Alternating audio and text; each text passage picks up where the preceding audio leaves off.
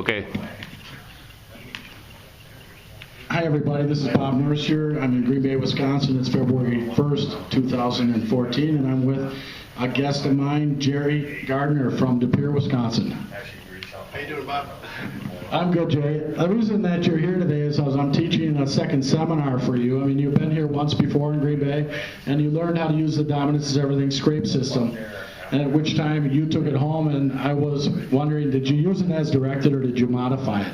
Used as directed. And when you use it as directed, Jerry was hunted this year in Wisconsin, in Iron County, and was it, when I say he was hunted, the buck that owned the herd hunted him. He thought, the buck was convinced that he was a buck and a doe from another herd who came into the territory as a mated pair and were breeding under the feet of the dominant buck. Dominant bucks don't tolerate any insubordination inside their rank or out of it. And when they don't have a mate, they don't allow another buck to breed inside their territory. And that's what I'm preying on when I built the system, the Dominance is Everything scrape system. So Jerry, I'm going to give you the microphone here and let you talk about your hunt. The buck is a dandy 6-pointer up here. He's a dandy, he's a monster. In his own element, he was the king. He was dragging his front legs when he came in, and I'm going to let you tell how it happened, okay? Try to keep a little bit of the secret yet if you can on the lure. Thank you. Hello. I had set the system up approximately the 27th of October and hunted it as the system goes. 2 days later, I was up, like I said, Bob said, in Iron County and set the scrape up according to directions with heavy cover behind me off where the northwest wind would be coming from. The buck, I was figuring be bedding south of me, southeast, and sat all day, and about 7:45, I look out about 80 yards out. I see a big deer come into open pine area. He goes to a tree, puts down one rub, goes to another tree, puts down another rub, and makes a scrape underneath that. What time of day? I thought you said 7:45. 7:45 p.m. Really? 7:45 p.m. in the evening. Wow. And I had sat all day. And then once he had finished his scrape, he did like a 180 flip and then proceeded in a westerly direction towards me. Was that crosswind? Crosswind. And he was dragging his feet. And as he was walking, he was kind of swaying his head back and forth, swaying his shoulders side to side. That's posturing. And what? Can I interrupt? When a buck comes into the scrape of another buck, the buck that's coming in comes from downwind if he lives in that herd territory. If he comes from upwind, he's usually not from that herd. It could be a buck that's returning to a downwind bed, but most cases, when a buck comes from downwind and he's swinging his shoulders and his head, he's posturing and saying, I'm the baddest thing in this herd. Being the baddest thing in this herd, he knows that a real buck made the scrape that Jerry's hunting over. The buck knows it. Now, we know different. We know Jerry made the scrape to the instructions in my book. Dominant bucks don't know that humans are humans unless you tell them. And the number one rule is never tell a dominant buck that you're a human or that you'll be back. Being that you did that, this animal was posturing because he believed you were a contending buck. Yes. He might have heard your feet when you came in. That's why he made a scrape rather than grunt to the doe. The two options are make a scrape and call the challenger out to say, run me out. And the second option is to do tendon grunts, which sound like this. And he's saying, I smell you to the doe who's in estrus. And he's saying, I know you're ahead of me, and I want you to stand up and show your body to me because I'm not used to walking out in the open up there. I breed on this territory, but not here, and I want you to stand up and tell me you're alive, then I'll meet you there. But we as die hunters are invisible. We're sitting in a tree above the line of sight of deer, and there's no way we're going to get down and say, here we are. So go ahead with what happened for you. As this buck was posturing towards me, off on my left shoulder. You're okay. Just a little closer to your mic. As he was coming towards me, out to about 18, 20 yards, I was trying to grunt, but I sat all day. I was kind of dried out, and then he got to about 12 yards off my left side, pulled back, and made a shot. He didn't know what was there, took off, ran about 80 yards, and fell over.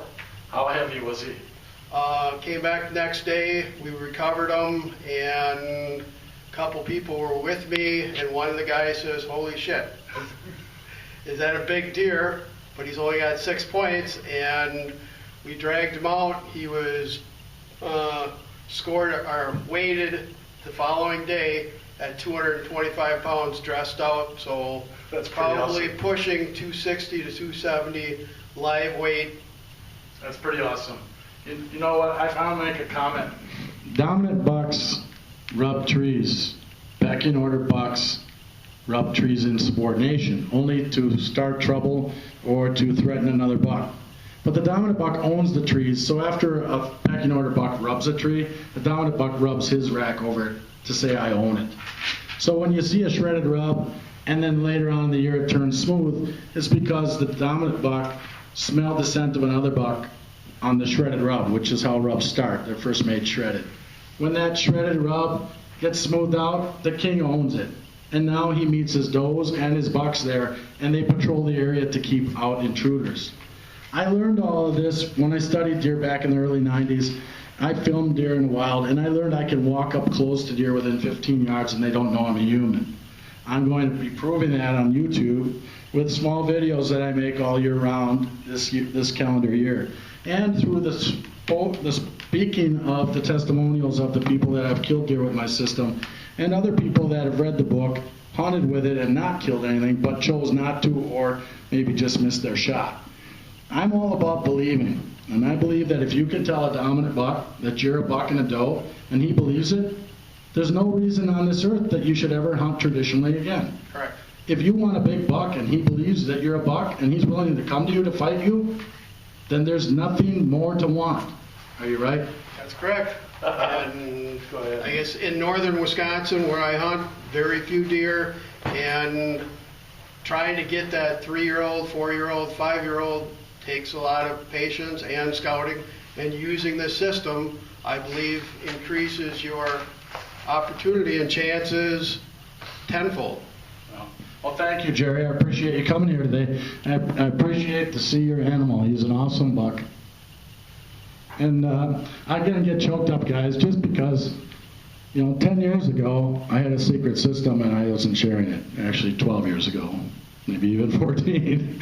But I started writing this book, and I'm so proud of it because the people that read it learn from it. And it changes the way they hunt deer. And they don't have to kill the deer to really enjoy the book.